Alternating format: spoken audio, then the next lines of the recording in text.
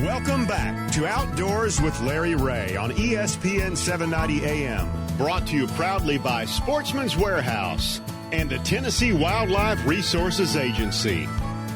Hey, welcome back to Outdoors with Larry Ray on this Saturday, January 11th, which means second Saturday, which means it's not bonus Wong. That's later in the month. It's real Wong, and Ron Wong is sitting in with me. Good morning, Ron. Good morning, Larry. Good morning, everybody. Happy New Year to you, too. Thank you, and Happy New Year to you. You know, hopefully this rain gets by us today. Yeah, we're not going to talk about it. You know, it's been raining pretty hard this morning, and I've had it. You know, that's enough rain. Hopefully I'll be able to go fishing later on this afternoon for sure. I'll try to go tomorrow. He will, because if y'all saw on Facebook and saw that 10-2 that he caught, and he was telling me off the air, and we'll talk a little bit later about the total weight. Let's get into this next guest, but yeah, this is interesting. Hang on, because you're going to have to listen to a Wong Day, you know, and everything. But this lady's been on our show several times. She's been up at Tennessee National Wildlife Refuge and up near Springfield, Tennessee for X number of years. I think 20, maybe. Yeah, about 20. 20, golly, and her voice hasn't changed a bit. So, Joan Howe from the Refuge Ranger up there. Good morning, Joan. Hey, good morning, and thanks for having me on again. We was want to. You got so much going on. Are you full now for the big deal coming up later this month? Yes, the Wings of Winter Birding Festival we had about 165 people that registered for that, and that was a very good turnout for us. We're very pleased. Yes. But for those of you who just didn't get a chance to jump in on that, boy, we got an opportunity for you. Well, let's talk about it, because you got something coming up, and I think a lot of folks would be interested to know on Outdoors with Larry Ray. We're going to put all this on LROutdoors.com because we are the source for outdoor news. But something's going to happen up there on January the 25th. What's that? That's right. So we call it our Waterfowl Bald Eagle Tour at Duck River Bottoms. And to understand it, I need to explain a little bit about the management of the refuge. Of course, we are an overwintering area for migratory birds, especially for the waterfowl. And as a management strategy, certain areas of the refuge are closed off. You can't walk in there. You can't drive back there. You can't, boat in there. It's just for the waterfowl. And, of course, where there's concentrations of waterfowl, there's concentrations of bald eagles and lots of other wildlife as well. But for one afternoon only in the heart of the refuge, that is Duck River Bottoms, we allow the public for free to just go back into these areas there. Free. And that's for free. Yeah. So from 12 to 5 at Duck River Bottoms, you can come down there. You don't have to call ahead or pre-schedule or anything. You just show up. And there are certain areas where you can drive yourself. There will be a little map, and we'll show you where you can drive yourself. All right. But I highly recommend at 12:30 and at 3 o'clock will be staff-guided bus tours. Oh, yeah. These, again, are free. You just first come, first serve. You go get on the bus, and you'll have a biologist, a manager, a ranger, one of our staff that will be guiding you back into these closed areas where there's just super concentrations of birds back there, and get a special peak tour of our refuge during its peak times here. So it's a fun day. It's you got whereas Refuge Lane you call it, and Pintail Point Observation Deck. I love those names and everything at Duck River Bottoms. It's normally open, for but some of the bottoms have been closed. But this is the only opportunity, right? I mean, right. this is prime thing, folks. To make that 3-hour drive, you'll say, well, you can get up there, have leisurely Saturday. You're going to get on a bus. They're going to have a heated tent.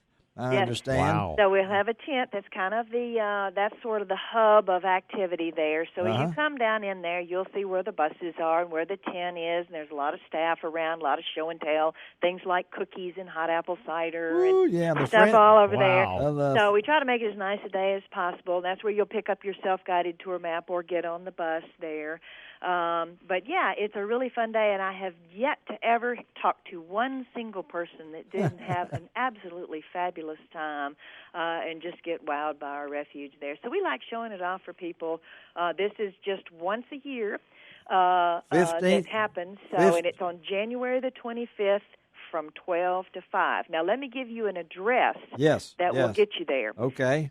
550 Refuge Lane in New Johnsonville, Tennessee. 550 Refuge Lane in Johnsonville, Tennessee. Mm-hmm. Yes, Johnsonville. Yeah, New Johnsonville, Tennessee. You can put that in your GPS, and it'll get you there. It's got directions and everything. This is not something they've been doing it for 15 years. So what's the chances of seeing a bald eagle? Oh, usually when we go back on those staff-guided bus tours, there's probably, we count about 20 to 30 bald eagles. Wow. Sometimes, because we have 2 or 3 buses going at the same time, and so sometimes there's a friendly competition between the buses to see who gets to see more eagles. Okay.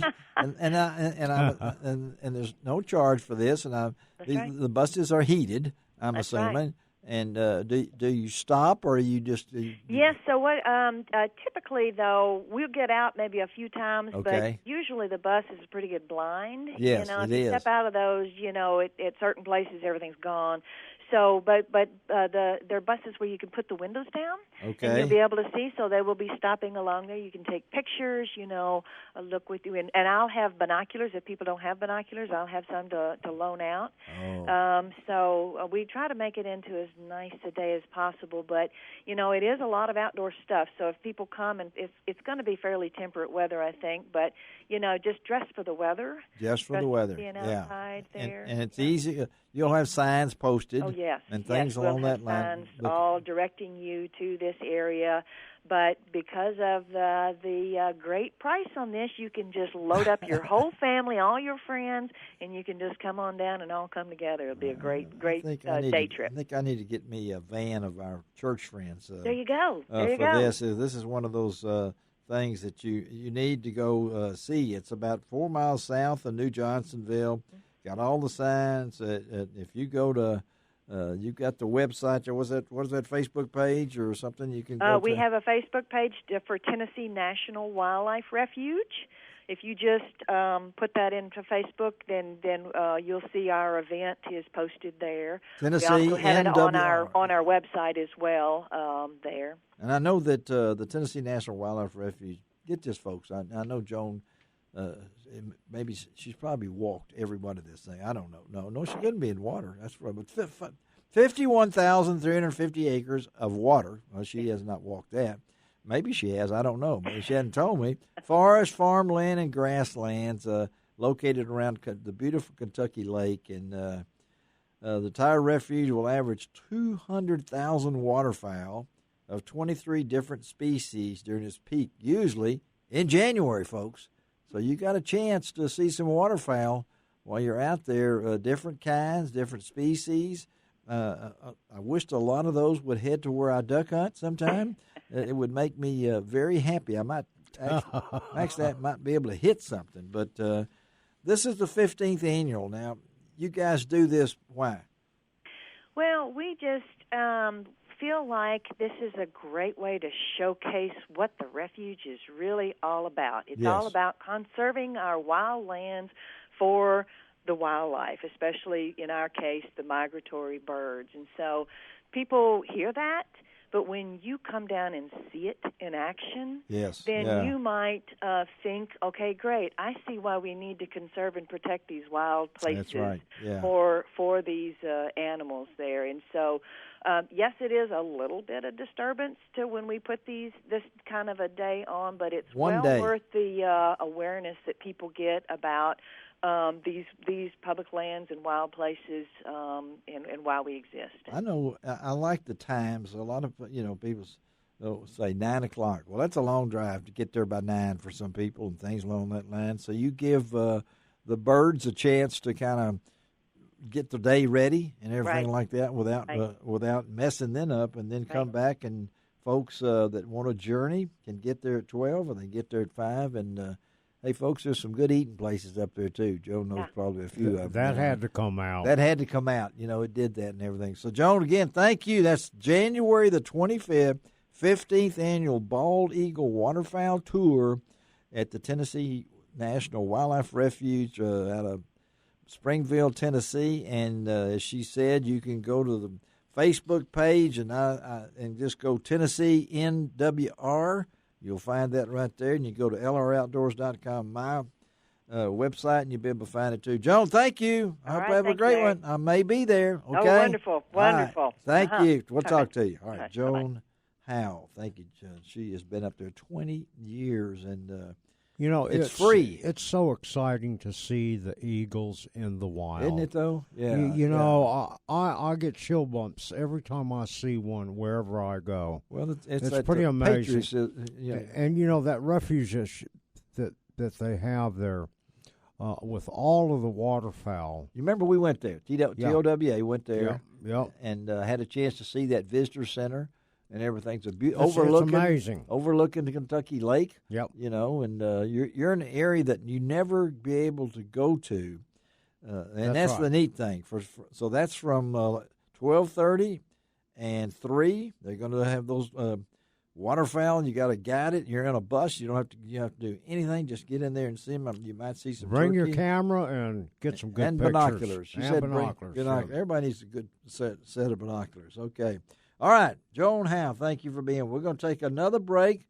We're going to see if we can hook up with our man Dave Payne. I don't know how. He might be busy. He might be busy. It's that time. He's only got 2 more days to go with Dave's deer processing. So we'll see if we can hook up with Dave.